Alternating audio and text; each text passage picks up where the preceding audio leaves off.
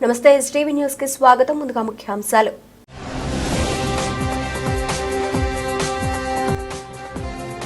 మచిలీపట్నంలో ఉమ్మడి కృష్ణా గుంటూరు జిల్లాల ఎమ్మెల్సీ పట్టభద్రుల ఆత్మీయ సమావేశం. హాజరైన కృష్ణా జిల్లా ఇన్ఛార్జ్ మంత్రి వాసంశెట్టి సుభాష్.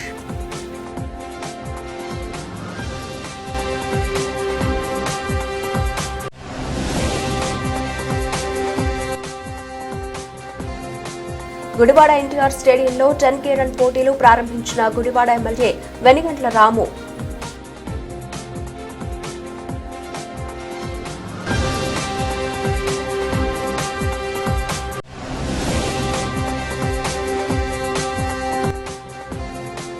కృష్ణా జిల్లా ఉయ్యూరులో అంగరంగ వైభవంగా వీరమ్మ తల్లి ఉత్సవాలు ఆదివారం కావడంతో వేకువజాము నుంచి అమ్మవారి దర్శనానికి తరలివచ్చిన భక్తులు.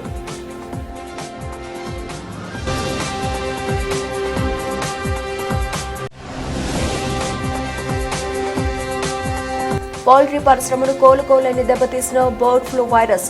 ఎన్టీఆర్ జిల్లాలో వేల సంఖ్యలో కోళ్లు మృత్యువాత పడడంతో పూర్తిగా పడిపోయిన చికెన్ విక్రయాలు.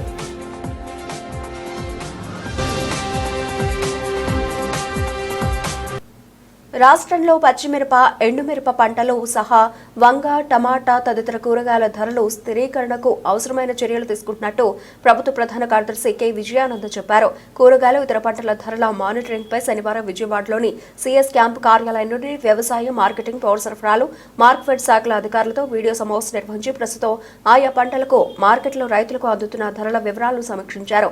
ఈ సందర్భంగా ఆయన మాట్లాడుతూ ఆయా పంటలు పండించిన రైతులకు కనీస ధర వచ్చేలా చూడడంతో పాటు వినియోగదారులకు కూడా కనీస ధరలకు అందుబాటులో ఉంచాల్సిన బాధ్యత ఉందని అన్నారు.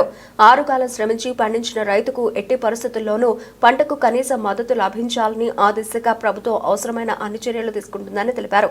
వ్యవసాయ, మార్కెటింగ్, పౌర సరఫరాలు, మార్క్ఫెడ్ అధికారులు సమన్వయంతో పనిచేసి టమాటా, వంగ తదితర కూరగాయలు, పచ్చిమిరప, ఎండుమిరప పండించే రైతులకు తగిన కనీస ధర లభించే విధంగా చర్యలు తీసుకోవాలని ఆదేశించారు. ధరల హెచ్చుతగ్గులను ఎప్పటికప్పుడు పర్యవేక్షిస్తూ అటు రైతులకు ఇటు వినియోగదారులకు ఇబ్బందులు లేని రీతిలో ధరలు ఉండే విధంగా చూడాలని సీఎస్ ఆదేశించారు.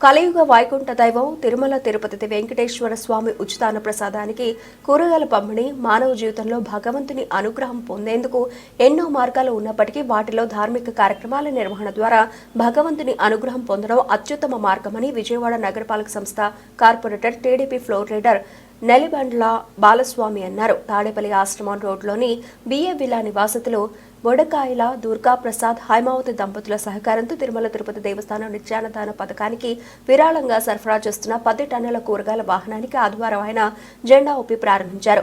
భగవంతుని అనుగ్రహంతో, దాతల సహకారంతో రానున్న రోజుల్లో మరిన్ని ధార్మిక కార్యక్రమాలు నిర్వహించేందుకు ప్రయత్నం చేస్తున్నామన్నారు. కార్యక్రమంలో శ్రీలంశెట్టి చిన్న, నాగేశ్వరరావు, యార్లగడ్డ ఉపేంద్ర, సుంకర శ్రీనివాసరావు, కంతేటి రామ్మోహన్, వేమూరి ప్రసాద్, స్థానిక భక్తులు పాల్గొన్నారు. ఓం శ్రీ వెంకటేశ్వరాయ నమః. మరి భారతదేశంలో కాక దేశ విదేశాల నుంచి వచ్చేటువంటి లక్షలాది మంది, కోట్లాది మంది భక్తులకి తిరుమల తిరుపతి దేవస్థానంలో అన్నప్రసాదాలు మరి పెడుతూ ఉంటారు.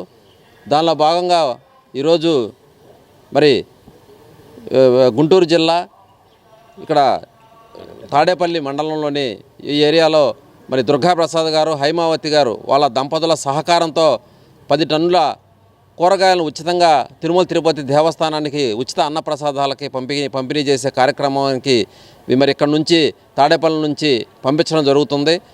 మరి 2006 నుంచి కుటుంబరావు గారి ఆధ్వర్యంలో మరి మన భారతదేశంలో మొట్టమొదటిసారిగా కూరగాయలు ఉచితంగా పంపిణీ చేసే కార్యక్రమం ప్రారంభం కాబడింది.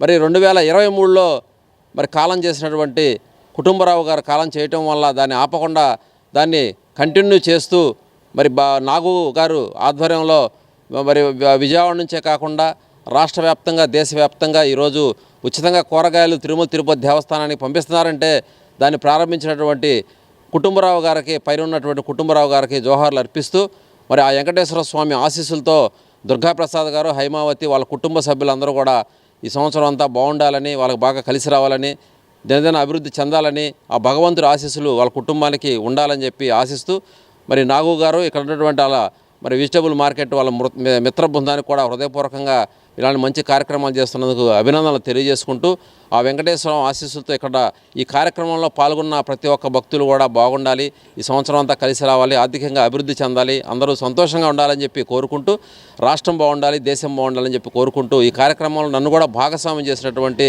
నాగు గారికి, దుర్గాప్రసాద్ మరి హైమా గారి దంపతులకు హృదయపూర్వకంగా అభినందనలు తెలియజేసుకుంటూ మరి కృతజ్ఞతలు తెలియజేస్తున్నాను.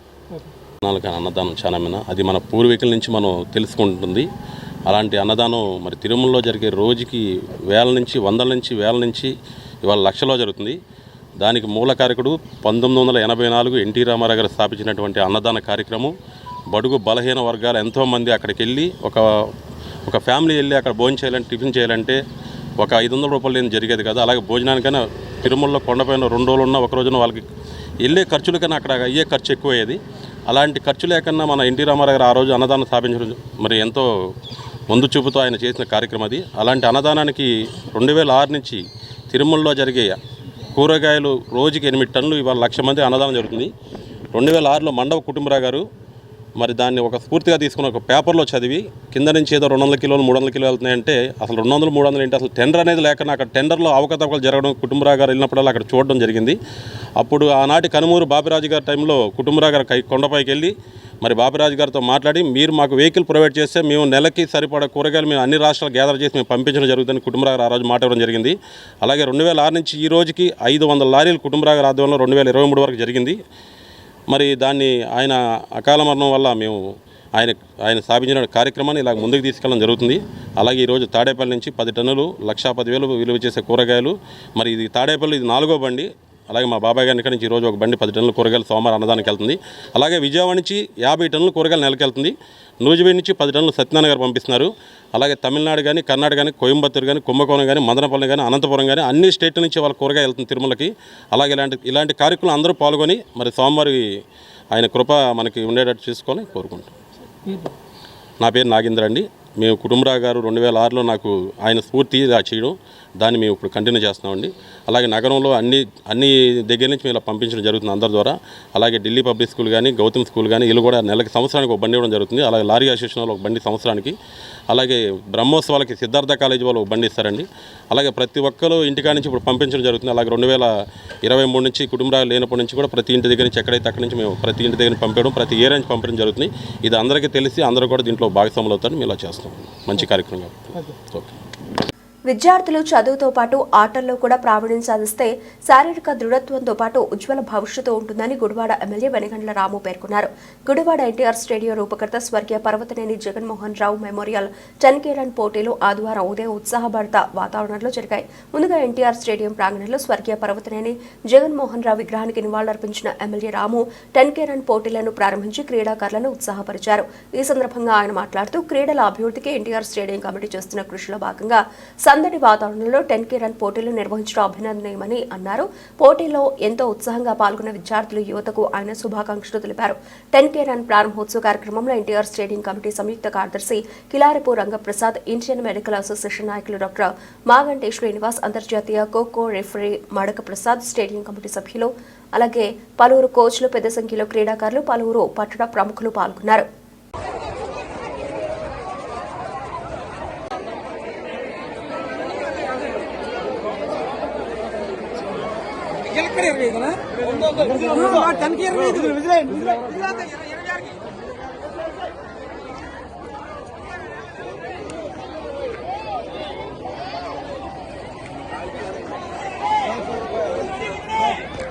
గురుగారు సార్ మీరు అనుకున్నాలి గురుగారు సార్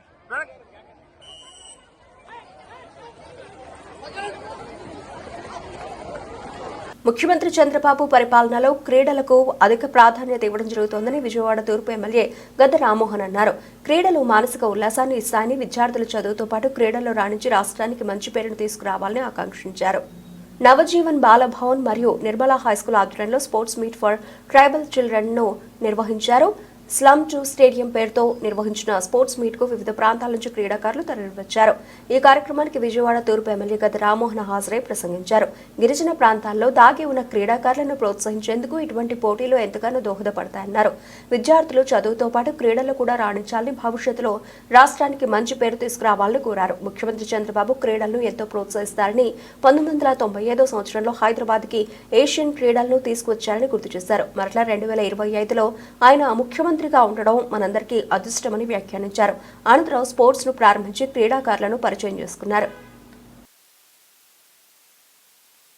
పని మీద రాలేకపోవడం వల్ల వారి చిన్నబ్బాయిని నేను ఈ స్కూల్ పాత స్టూడెంట్ని, ఓల్డ్ స్టూడెంట్ని నన్ను వెళ్ళమన్నారు. వారు ఈ రోజు నుండి ఉంటే బాగుండేది. ఆయన కూడా స్పోర్ట్స్మెన్, పూర్వం ఆయన క్రికెట్ ఆడారు, నెంబర్ ఆఫ్ అదర్ స్పోర్ట్స్ కూడా ఆడారు. ముఖ్యంగా చెప్పేది ఏంటంటే ఈ మిషనరీ స్కూల్స్, నేను విజయవాడలో నిర్మలా హై స్కూల్లో చదువుకున్నాను, అలాగే రైలా కాలేజీలో చదివాను.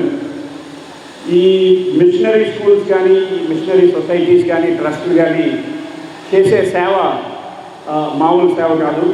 ఎందుకంటే మేము ఈ స్కూల్లో ఈ డిసిప్లిన్తో, ఈ వాల్యూస్తో పెరిగాం కాబట్టి ఈ రోజుకి సమాజంలో ఎక్కడికి వెళ్ళినా మేము నేర్చుకున్నది ఈ సిస్టర్స్ దగ్గర, అలాగే లైలా కాలేజ్ ఫాదర్స్ దగ్గర నేను నేర్చుకున్నది ఎప్పుడు మర్చిపోలేదు.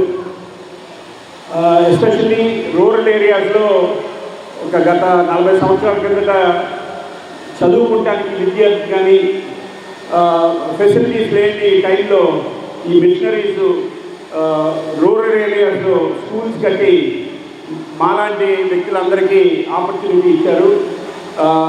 ఎస్పెషలీ నేను చదువుకున్న నిర్మలా హై స్కూల్ కానీ, లైలా కాలేజ్ కానీ, అలాగే డాన్ బాస్కో స్కూల్ కానీ, ఎన్ఎస్ఎల్ స్కూల్ కానీ మీరు చూస్తే విజయవాడ చుట్టుపక్కల స్కూల్స్ అన్ని మిషనరీ స్కూల్సే. ఆ రోజుల్లో స్కూల్ లేని టైంలో వాళ్ళు ఎడ్యుకేషన్ని ఈ చిన్న టౌన్లకి అందరికీ ఆపర్చునిటీ ఇచ్చి మాలాంటి స్టూడెంట్స్కి ఆపర్చునిటీ ఇచ్చి మేము చదువుకోగలిగాం, మంచి విలువలతో బయటకు వచ్చాం. ఈ రోజున డాన్ బాస్కో సార్ ఎక్స్ప్లెయిన్ చేస్తూ ఉంటే ఇంతమంది పేద పిల్లలకి ఇలాంటి ఆపర్చునిటీ ఇస్తున్నారంటే వారు చేసే ఎనలేని సేవ సమాజానికి. అంటే నాకు ముందు నుంచి తెలుసు, ఎందుకంటే ఫాదర్స్ సిస్టర్స్ వాళ్ళు కుటుంబాన్ని వదిలేసుకుని మనలాంటి పిల్లల కోసం సాక్రిఫైస్ చేయడానికి వాళ్ళ జీవితాలని అర్పిస్తారు. ఆ విలువలు నాకు బాగా తెలుసు. ఇలాంటి slum to, I don't call slum, but మీలాంటి పిల్లలకి నిజంగా మీకు అవసరం. మీకు మాలాగా పెద్ద కుటుంబాలు, డబ్బున్న కుటుంబాల్లో పుట్టకపోవటం మీరు దురదృష్టం అనుకోవద్దు, కానీ మీకు ఇలాంటి సంస్థలు ఉన్నాయి మిమ్మల్ని కాపాడటానికి, మీ విలువలు కాపాడటానికి, మీ హక్కులు కాపాడటానికి. ఎంతో ఎనలేని సేవ చేస్తారు. ఈ ఎస్పెషల్లీ మిషనరీస్ ఎనలేని సేవ చేస్తారు దేశం మొత్తం మీద, అలాగే ప్రపంచ దేశాల్లో కూడా వాళ్ళు చేసే సేవ మామూలు సేవ కాదు, పేద ప్రజలకి, పేద పిల్లలకి. సో ఈ అవకాశం ఇచ్చి, నేను చాలా చిన్నవాడిని, బట్ గంగరాజు గారు రాలేకపోతున్నారు కాబట్టి నేను వారి ప్లేస్లో రావాల్సి వచ్చింది. ఫైనలీ పిల్లలందరూ ఈ స్పోర్ట్స్ మీట్లో అందరూ బాగా పాల్గొని అందరూ కష్టపడి ప్రైజ్ పడటానికి ప్రయత్నం చేయాలని కోరుకుంటూ సెలవు తీసుకుంటాను. నేను సీనియర్ కెమిస్ట్గా, నేను జూనియర్ కెమిస్ట్గా వారి కంపెనీలో పనిచేసాం. అప్పటి నుంచి ఇప్పటి వరకు కూడా అనేక సాంఘిక సేవలు, ఇలాంటి కార్యక్రమాలు మరింత ఊతమిచ్చి ఆర్థికపరమైన విషయాల్లో కూడా చాలా లిబరల్గా సహాయం చేస్తూ ఇవాళ విజయవాడ నగరంలోనే ఒక ఉన్నతమైన దాత ఎవరున్నారంటే అది గంగరాజు గారు. వారికి నా నమస్కారాలు తెలియజేస్తూ ఈ రోజున ఆయన ప్లేస్లో వాళ్ళ చిరంజీవి నా చిన్నపిల్లడు నేను గంగరాజు గారి దగ్గర పనిచేస్తున్నప్పుడు చిన్నపిల్లడు రామరాజు గారు ఒక ఉన్నతమైన లక్ష్యాలతో డబ్బు అనేది ఒకటే కాదు, మనిషికి అవసరం, మనకు మనసుకు నచ్చింది చేయాలనే ఆలోచనతో నాకు ముందు చక్కటి స్ఫూర్తిదాయకమైన స్పీచ్ని ఇచ్చిన మా చిరంజీవి రామరాజు గారికి, ఇంకా వేదిక మీద ఉన్న పెద్దలు deputy director of tribal welfare Rukmana Gadaiah, okay, ఈరోజు ఇక్కడికి ఇచ్చేసిన పిల్లలకి శుభాశీస్సులు తెలియజేస్తూ, ఈ రోజున sports meet for tribal children ఇది గొప్ప కాన్సెప్ట్తో నవజీవన వారు అదేవిధంగా డాన్ బాస్కో వారు కలిపి మారుమూల ఉన్న పిల్లల్ని వాళ్ళ శక్తి సామర్థ్యాన్ని వెలికి తీయడానికి ఏర్పాటు చేసిన ఈ కార్యక్రమానికి నేను ప్రత్యేకంగా వారికి సంయుక్తంగా వారికి నా యొక్క అభినందనలు కృతజ్ఞతలు కూడా తెలియజేస్తున్నాను. ఈ రోజున పోరాట పట్టుకు కలిగిన జాతి, నిరంతరం శ్రమించే జాతి, వాళ్ళ శక్తి సామర్థ్యాలు మన కొలమానం చేయలేవు. అనేక చోట్ల వాళ్ళు ఎవరైతే ఎంకరేజ్ చేశారో వాళ్ళందరికీ పేరు తెచ్చే విధంగా వాటిలన్నింటిలో ప్రయత్నం తెచ్చిన సంగతి కూడా ఒకసారి గుర్తు చేస్తూ ఉన్నాను. ఈ రోజున ఆటలు అనేవి మన జీవితంలో ముఖ్యమైన భాగం. చదువుతో పాటు ఎవరైతే క్రీడల్లో ఇతర ఎక్స్ట్రా క్యాలిక్యులర్ యాక్టివిటీస్లో ఇంట్రెస్ట్ చూస్తారో వాళ్ళే ఉత్తమమైన విద్యావంతులుగా అవుతారు. కేవలం చదువు ఒకటే ధ్యేయం, పొద్దు నుంచి రాత్రి దాకా చదివితే చాలనుకున్న వాళ్ళు ఒక స్టేజ్కి వచ్చేప్పటికి డల్ అయిపోతారు. కానీ క్రీడా స్ఫూర్తి కలిగిన విద్యార్థులే మంచి పౌరులుగా తీర్చిదిద్దబడతారు. ఎందుకంటే ఆటల పోటీలు అంటే అవి ఒక స్నేహాన్ని పెంచే గేమ్స్. అవి గెలిచినా ఓడినా పార్టిసిపేట్ చేసిన ప్రతి ఒక్కరు కూడా విజేతలే. ఇవాళ మనకి జీవితంలో అనేకమైన కష్టాలు వస్తాయి, సుఖాలు వస్తాయి. కష్టాలు వచ్చినప్పుడు బాధపడకుండా, సుఖాలు వచ్చినప్పుడు మితిమీరకుండా ఒక్క క్రీడా స్ఫూర్తి మాత్రమే మనల్ని బ్యాలెన్స్గా క్రమమైన విధానంలో ముందుకు తీసుకెళ్తుంది. అలాంటి క్రీడా స్ఫూర్తి పెంపొందించే ఇలాంటి గేమ్స్ చాలా అవసరం. ఇలా గేమ్స్ కండక్ట్ చేయాలంటే ఎంతోమంది ఆర్థికంగా సహాయపడాల్సిన అవసరం ఉంది. ఈరోజు డాన్ బాస్కో వారు కానీ, నవజీవన్ వారు కానీ, అలాగే మా గంగరాజు గారు లాంటి పెద్దలు కానీ మరి ఎన్నో చోట్ల వాళ్ళకి ఈ యొక్క ఆర్థికపరమైన విషయాల్లో సహకరించడం వలన ఈ రోజున మన రాష్ట్రంలో ఇలాంటి గేమ్స్ జరుగుతున్నాయి. ఈనాటి ముఖ్యమంత్రి నారా చంద్రబాబు నాయుడు గారు ప్రత్యేకమైన స్పోర్ట్స్ పాలసీని తీసుకొచ్చి పర్సంటేజ్ వాళ్ళకున్న అవకాశాల్లో 2% నుంచి 3% ఉద్యోగ అవకాశాలు కల్పించి ఉన్నతమైన క్రీడలు ప్రదర్శించిన వాళ్ళకి మంచి బహుమానాలు ఇచ్చి ఇది స్పోర్ట్స్ అనేది అవసరం మనిషికి అని చెప్పి గ్రహించిన ముఖ్యమంత్రి నారా చంద్రబాబు నాయుడు గారు. ఎందుకంటే 95లో ముఖ్యమంత్రిగా ఉన్నప్పుడు హైదరాబాద్ నగరంలో ఏషియన్ గేమ్స్కు తీసుకుపోయినట్టుగా ఒక ఒలింపిక్స్ మోడల్లో అక్కడ గేమ్స్ జరిపి ప్రపంచ ఖ్యాతిని గడించిన వ్యక్తి. ఈ రోజున ఈ నూతనంగా విడిపోయిన ఈ రాష్ట్రంలో కూడా క్రీడలు పెంచాలని చెప్పి 2027 కల్లా ఇక్కడ నేషనల్ గేమ్స్ జరగాలి అని చెప్పి దానికి ఈ రోజు నుంచే నిర్మాణాలు మొదలుపెట్టి అనేకమైన క్రీడా మైదానాల నిర్మాణం చేస్తూ ఉన్నారు. మీరందరూ కూడా పిల్లలు వీటిలో ఈ స్పోర్ట్స్లో బాగా తప్పిదై పోటీ పడి మీరందరూ గెలుచుకోవాలా, గెలుచుకున్న వారికి పారితోషికం ప్రభుత్వం నుంచి పొందాలా. మీరందరూ కూడా ఈ రోజున ఇక్కడి నుంచి నేషనల్ దాకా ఎదగాలని మనస్ఫూర్తిగా కోరుకుంటూ మరొకసారి నిర్మలా యాజమాన్యాన్ని కూడా నేను మనస్ఫూర్తి కృతజ్ఞతలు తెలియజేస్తున్నాను. మరి ఇలాంటి గేమ్స్కి ఈ యొక్క బ్యూటిఫుల్ ల్యాండ్ని వాళ్ళకి ఇచ్చి ఎంకరేజ్ చేసినందుకు ఆ సంస్థ వారికి కూడా నేను మనస్ఫూర్తిగా నమస్కారాలు తెలియజేస్తే, ఎందుకంటే రోడ్డు కబ్జాను అడ్డుకున్నందుకు గాను యాదవ్ కుల సంఘుడైన కోరాడ శేషుబాబు కుటుంబ సభ్యులపై తప్పుడు కేసులు నమోదు చేసి వేధింపులకు గురి చేస్తున్నారని ఆంధ్రప్రదేశ్ యాదవ్ సంఘం రాష్ట్ర అధ్యక్షుడు కూర శ్రీనివాస్ యాదవ్ చెప్పారు. రోడ్డు కబ్జా విషయమై నగరపాలక సంస్థ అధికారులకు ఫిర్యాదు చేసినప్పటికీ ఆక్రమించుకుని నిర్మాణం పెట్టిన వారికి నోటీసులు ఇవ్వడం జరిగిందన్నారు. ఆనాటి నుండి కబ్జాదారుల కుటుంబ సభ్యులపై వేధింపులకు గురి చేస్తున్నారని తెలిపారు. అధికారులు, పోలీసు అధికారులు సంఘటనా ప్రాంతాన్ని కబ్జాదారులపై చర్యలు తీసుకోవాలని, బాధితులకు న్యాయం చేయాలని డిమాండ్ చేశారు.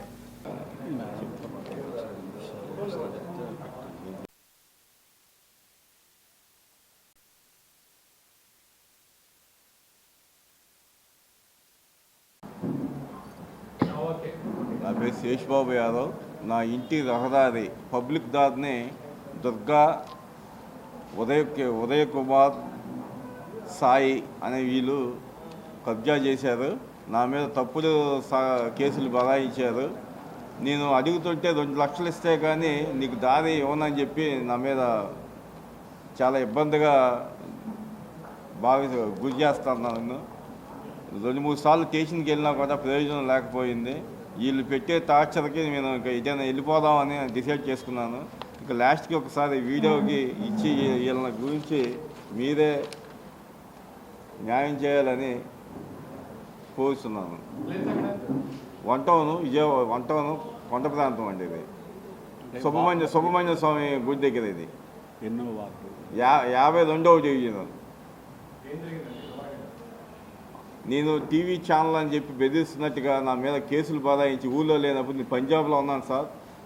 టీవీ ఛానల్ అని బెదిరించినట్టుగా, యాసిడ్ పోసినట్టుగా కేసులు నా మీద బనాయించారు. ఇప్పుడు స్టేషన్కి రమ్మంటున్నాను. నన్ను 3 రోజుల నుంచి సీఏ గారు ఆధార్ కార్డు తీసుకొని రండి మీద అని చెప్పి నన్ను బెదిరిస్తున్నారు. నాకు చాలా భయంగా ఉంది. నాకేం చేయాలో తెలియక ఇక్కడ మీ దగ్గర కోరుకుంటున్నాను. నేను కేబుల్ వ్యాపారం చేస్తానండి. దొంగ రిపోర్టులని నాకు మొన్నే తెలిసింది. వీళ్ళు రిపోర్టులు అని చెప్పి బెదిరిస్తున్నారండి. నన్ను 2 లక్షలు అడుగుతున్నారు ఆ దారి ఓపెన్ చేయాలంటే. మీరు చేతనైన వాళ్ళకి చేసి చెప్పుకోండి, ఏం పర్వాలేదు, నీ మీద కేసులన్నీ బదాయిస్తాము అని చెప్పి డైరెక్ట్గా హెచ్చరిస్తున్నారు. నాకు కంప్లైంట్ తీసుకోవట్లేదండి సీఏ గారు, 2 టౌన్ సీఏ గారు, కొత్తపేట కొండలరావు గారు.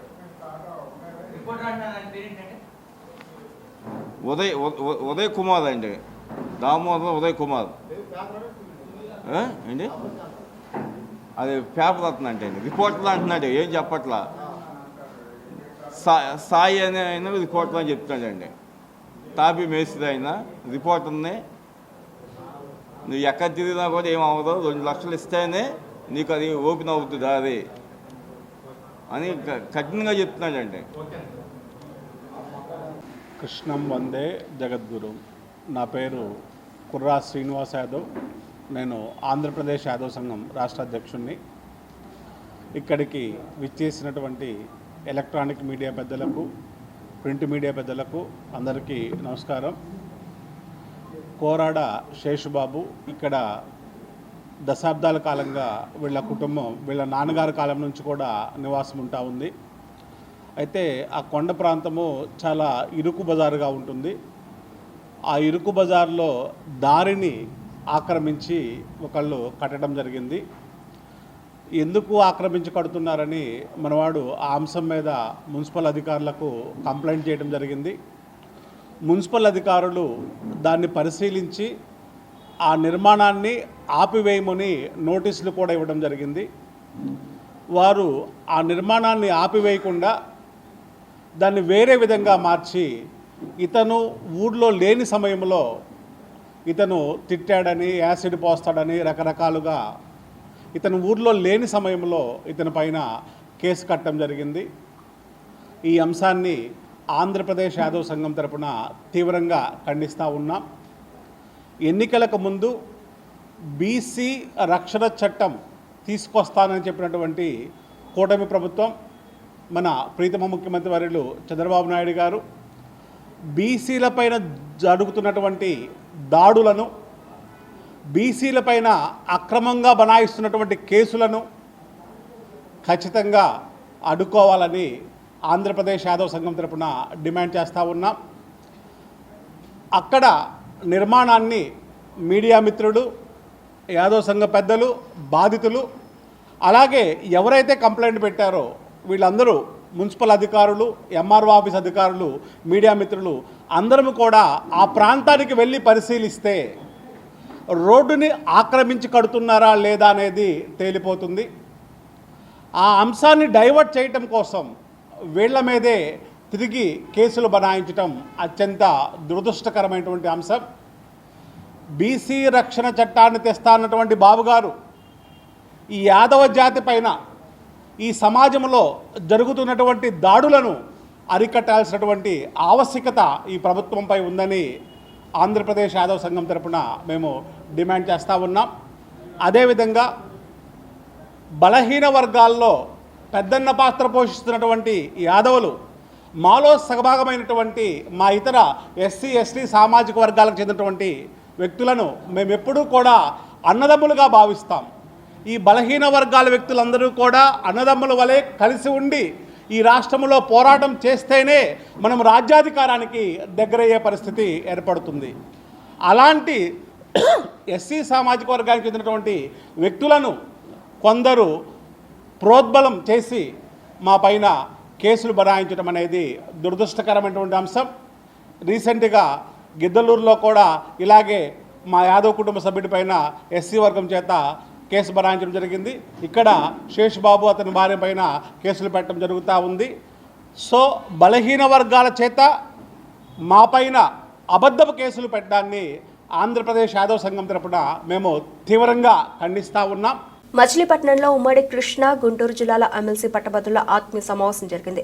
ఈ సమావేశంలో కృష్ణా జిల్లా ఇన్ఛార్జ్ మంత్రి వాసంశెట్టి సుభాష్, మంత్రి కొల్లు రవీంద్ర, ఏపీఎస్ఆర్టీసీ చైర్మన్, కృష్ణా జిల్లా తెలుగుదేశం పార్టీ అధ్యక్షులు కొనకళ నారాయణరావు, పలువురు శాసనసభ్యులు, పలు కార్పొరేషన్ల చైర్మన్లతో పాటు పెడన నియోజకవర్గం మాజీ ఎమ్మెల్యే, మాజీ డిప్యూటీ స్పీకర్ బూరగడ్డ వేదవ్యాస్ పాల్గొన్నారు. రానున్న ఎమ్మెల్సీ ఎన్నికల్లో ఆలపాటి రాజేంద్ర ప్రసాద్ని భారీ మెజార్టీతో గెలిపించేందుకు పట్టభద్రులందరూ సమిష్టిగా కృషి చేయాలని కోరారు. ఆ రోజున మేమైతే నేను కూడా మనం గెలుస్తామా ఎన్నికల్లో, అందులో రాయలసీమ ప్రాంతంలో 2 గ్రాడ్యుయేట్ సెలక్షన్ గెలుస్తామా అనేటువంటి అనుమానంతో నన్ను కర్నూలు జిల్లా నందికొట్టుకు ఇన్ఛార్జ్ చేశారు. ఆ సామాజిక వర్గం ఎక్కువ ఉంటాడు ఆ ప్రాంతంలో, మనం వెళ్ళి ఏం చేస్తాం అనిపించింది. కానీ ఆయన దూరదృష్టి, పట్టుదల, ఆ యొక్క ఎన్నికల్లో ఏ విధంగా మానిటరింగ్ చేశారంటే, నాకు ఉన్నటువంటి 40 ఏళ్ల రాజకీయ జీవితం అనుభవంలో ఎప్పుడు కూడా ఆ విధంగా మానిటరింగ్ చేసేటువంటి ముఖ్యమంత్రి కానీ రాజకీయ నాయకులు కానీ చూడాలి. రోజుకు 3-4 సార్లు ఏం చేస్తున్నారు, ఎక్కడికి వెళ్ళారు, ఎక్కడ తిరిగారు, ఎవరిని కలిసారు, ఏ కాలేజీకి వెళ్ళారు, ఏ హై స్కూల్కి వెళ్ళారు, ఈ విధంగా మమ్మల్ని అందరినీ మానిటరింగ్ చేసి ఆ రోజున రాయలసీమలో కానీ ఉత్తరాంధ్రలో కానీ 3 గ్రాడ్యుయేట్స్ కాన్స్టిట్యూషన్ గెలవటానికి అది యొక్క చంద్రబాబు నాయుడు గారి యొక్క ఆలోచన విధానం, ఆయన దూరదృష్టి, పట్టుదల. ఆయన చెప్పింది ఏంటంటే 1కి 3 సార్లు ప్రతి క్యాండిడేట్ ప్రతి ఓటర్ని వెళ్ళి కలవండి.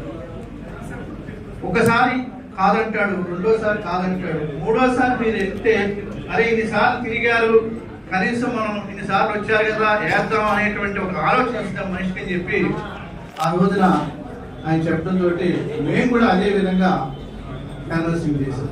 నిజంగా అక్కడ అప్పుడు వైసీపీకి అంతకుముందు ఎలక్షన్స్ లో వేసిన వాళ్ళు కూడా లేదండి మీరు ఎన్నిసార్లు వచ్చారు అడిగారు, అక్కడ ఆ ఏరియా ఇన్ఛార్జ్ సుచరితని ఇప్పుడు ఎమ్మెల్యే అయ్యారు. ఆవిడ నేను వెళ్ళేది సార్ తిరిగేసరికి ఖచ్చితంగా వాళ్ళలో మార్పు వచ్చింది సార్, తప్పకుండా మీ అభ్యర్థికి మేము ఓటేస్తాం. ఎందుకంటే చదువుకుంటారు గ్రాడ్యుయేట్స్ కనుక తెలుస్తుంది వాళ్ళకి అన్ని విషయాలు, వాళ్ళు ఇతరులకు కూడా కన్విన్స్ చేయగలరు అనేటువంటి ఉద్దేశంతో చంద్రబాబు నాయుడు గారు ఆ విధంగా మార్కెట్ చేశారు. అదేవిధంగా ఆ రోజునే మనం ప్రతిపక్షంలో ఉండగానే ఎన్నికలు గెలిచాం. ఇవాళ అధికారంలోకి వచ్చాం, 7 నెలలు అయింది.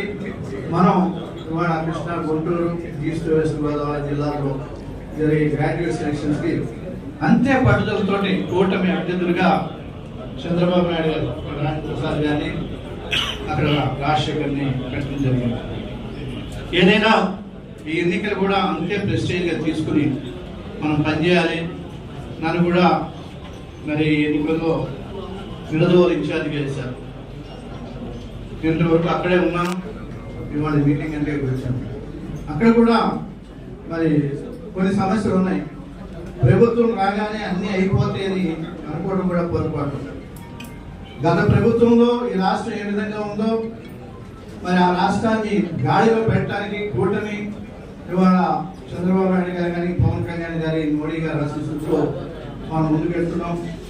ఆ పరిస్థితుల్లో నేను నిన్న అక్కడ డిగ్రీ కాలేజెస్కి ఎక్కడికి వెళితే కొంతమంది మాకు డిఏ ఇవ్వలేదండి అన్నారు. మా కాంట్రాక్ట్స్ లైసెన్స్ సంగతి ఏం చేశారన్నారు. క్వశ్చన్ వేశారు. అరే బాబు ఉన్నది ముందు చెప్పండి, ఏంటి అసలు పరిస్థితి, ఓటు వేస్తారా లేదంటే వేస్తామండి కానీ సమస్య ఏంటంటారు. వచ్చి 7 నెలలు అయింది, రాష్ట్ర పరిస్థితి తెలుసు, డిఏ విషయం తప్పకుండా చంద్రబాబు నాయుడు గారు ఎన్నికల టైంలో మాట ఇచ్చారు, చేస్తాం, మెగా డిఎస్సీ కూడా ప్రకటించారు, ఎన్నికల్లో చెప్పడం బాగోదు, చేస్తామని చెప్పాం. వాళ్ళని కన్విన్స్ చేయాలి. ఎందుకంటే ఏదన్నా ఇక్కడ వ్యతిరేకత ఉంటే దాన్ని ఏ విధంగా మనం కన్విన్స్ చేయాలో ఆలోచించి చేస్తే కన్విన్స్ అవుతారు.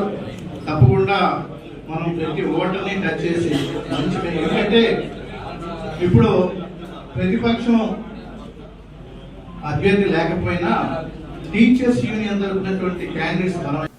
కృష్ణా జిల్లా ఉయ్యూరులో వీరమ్మ తల్లి ఉత్సవాలు అంగరంగ వైభవంగా జరుగుతున్నాయి.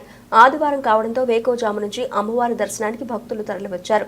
డీజే సౌండ్ లో డప్పు వాయిద్యాలతో యువత కేరింతలతో అమ్మవారి ప్రాంగణం దద్దరిల్లింది. మొక్కుబడులు తీర్చుకునేందుకు గొర్రెపోతులతో భక్తులు తరలివచ్చారు. భక్తుల రద్దీ అధికంగా ఉండడంతో పోలీసులు పటిష్ట భద్రతా చర్యలు చేపట్టారు. గన్నవరం డివిజన్ డీఎస్పీ చలసాని శ్రీనివాస్ పర్యవేక్షణలో ఉయ్యూరు టౌన్ సీఐ రామారావు భక్తుల రద్దీని గమనిస్తూ ఎప్పటికప్పుడు అధికారులకు సూచనలు చేశారు.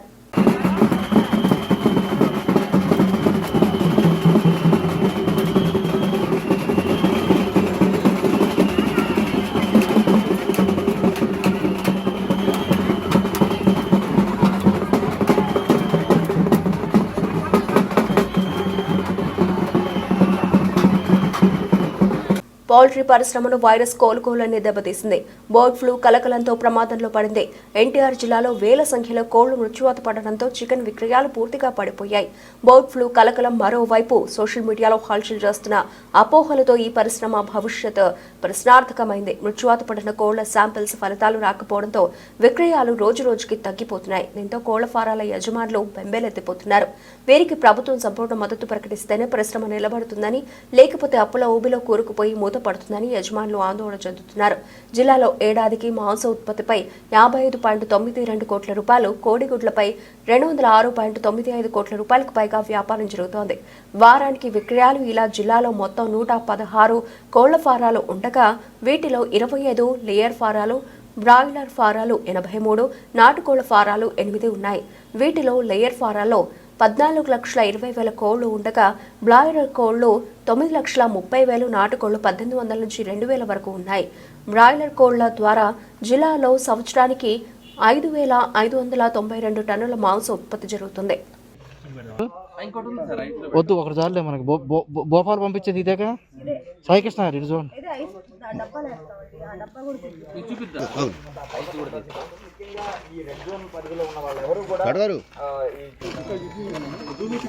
సార్ చూపించండి. ఇవన్నీ కిందగానండి రెక్కలు.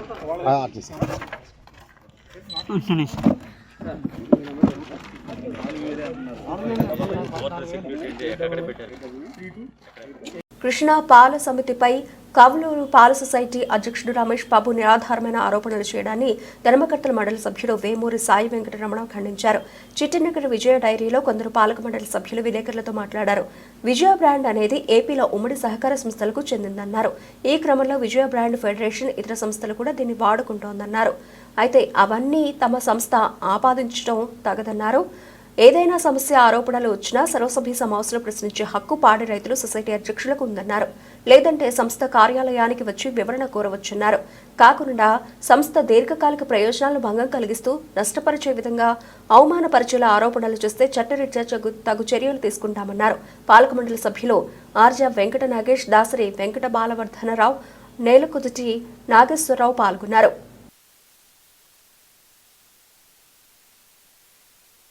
ఏదో తిరుపతి కల్తీ చేసిన ఏదో బోలే బాబానో ఎవరో వాళ్ళ దగ్గర ఏదో నెయ్యి కొన్నాము, కృష్ణా మిల్క్ అని కొందే అని చెప్పి ఆరోపణ చేశాడు. మరి ఆయన ఎందుకు ఆరోపణ చేశాడో మాకైతే అర్థం కావట్లేదు. కానీ మేము నెయ్యి కొనము. కృష్ణా మిల్క్ యూనియన్ నెయ్యి, పాలు, పెరుగు అమ్ముతుంది. నెయ్యి కొనాల్సిన అవసరం కృష్ణా మిల్క్ యూనియన్కి లేదు. మేము కొన్ని సందర్భాల్లో దుర్గగుడికి సప్లై చేసాం. ఇప్పుడు కూడా కొన్ని టెంపుల్స్కి అక్కడ అన్నవరం కానీ అన్నీ కూడా సప్లై చేయడం జరుగుతుంది. మా నాణ్యతలో ఎక్కడా కూడా తీసుకున్న వాళ్ళు కన్జ్యూమర్ ఎక్కడా కూడా ఇంతవరకు కంప్లైంట్ అనేది కృష్ణా మిల్క్ యూనియన్ మీద ఏ ప్రోడక్ట్ మీద కూడా లేదు. అట్లాగే అతనికి ఆరోపణలు చేసినప్పుడు 18/10/24 ఒకసారి, 11/11/24 ఒకసారి, అతను అధ్యక్షుడు కాబట్టి అతను ఏదైనా ఆరోపణలు చేస్తే మాకు సమాధానం చెప్పాల్సిన అవసరం బోర్డుకు ఉంది కాబట్టి అతనికి 2 సార్లు కూడా మన ఎండి గారి ద్వారా లెటర్లు పంపడం జరిగింది. వచ్చి మీకు ఏదైనా డౌట్స్ ఉంటే మీరు వచ్చి క్లారిఫై చేసుకోవచ్చు, యూనియన్కి రావచ్చు, మీరు యూనియన్కి రమ్మనమని.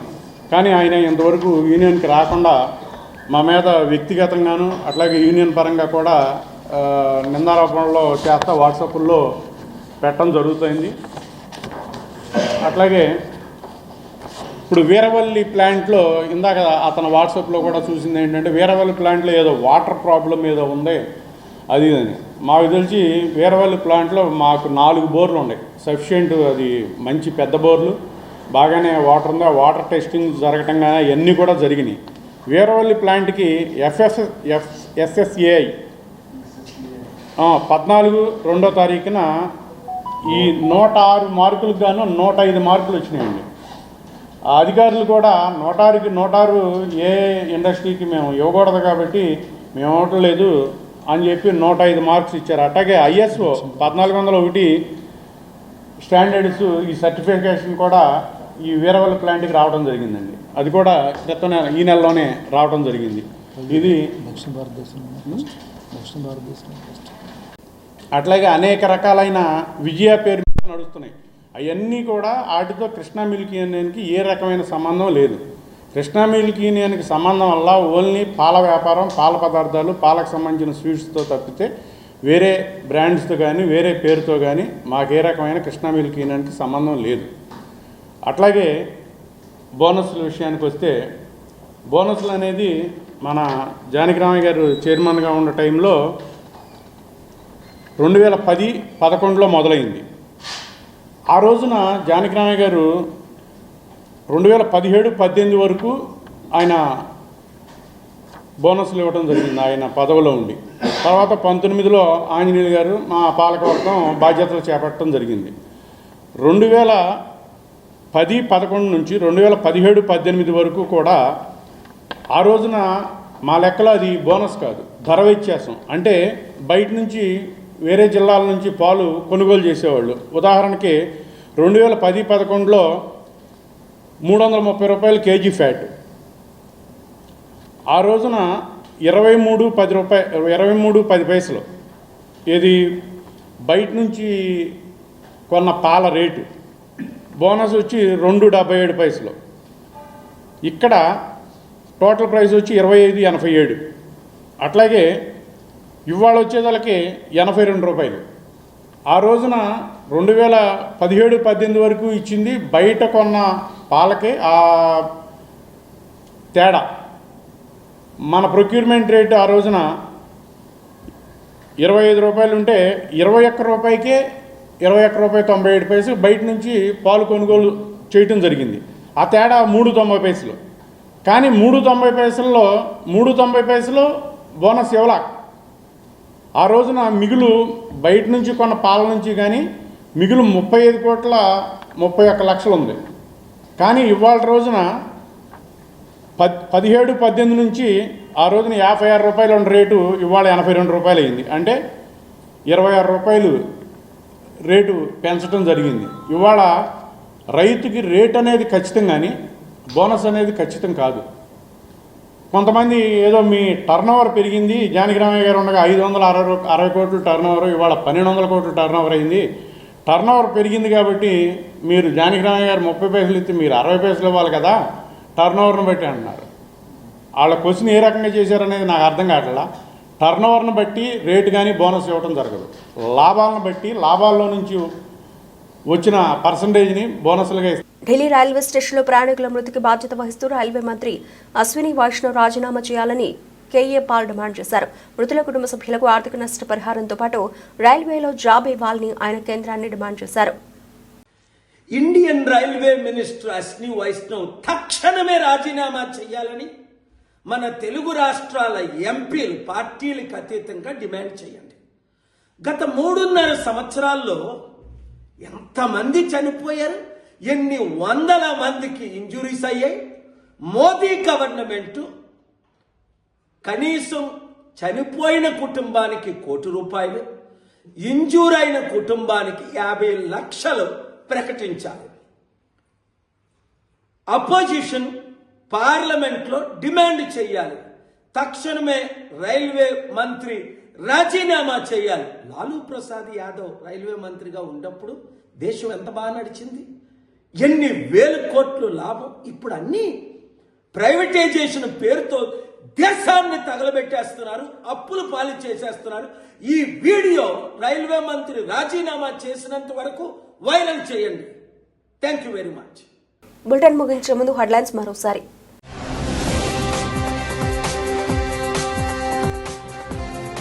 మచిలీపట్నంలో ఉమ్మడి కృష్ణా గుంటూరు జిల్లాల ఎమ్మెల్సీ పట్టభద్రుల ఆత్మీయ సమావేశం. హాజరైన కృష్ణా జిల్లా ఇన్ఛార్జ్ మంత్రి వాసంశెట్టి సుభాష్.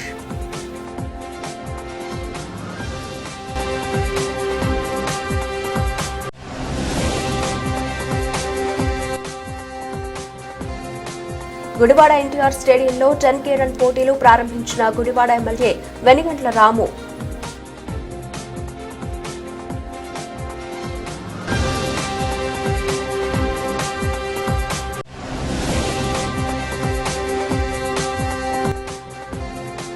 కృష్ణా జిల్లా ఉయ్యూరులో అంగరంగ వైభవంగా వీరమ్మ తల్లి ఉత్సవాలు ఆదివారం కావడంతో వేకువజాము నుంచి అమ్మవారి దర్శనానికి తరలివచ్చిన భక్తులు.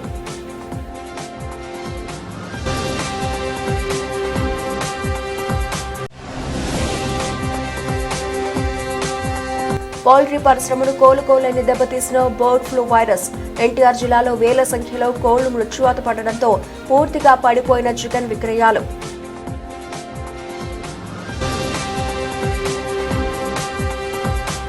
ఇవి ఇప్పటివరకు నా బులెటిన్ అప్డేట్స్. మరిన్ని అప్డేట్స్తో మళ్ళీ కలుద్దాం. అంతవరకు సెలవు. నమస్తే.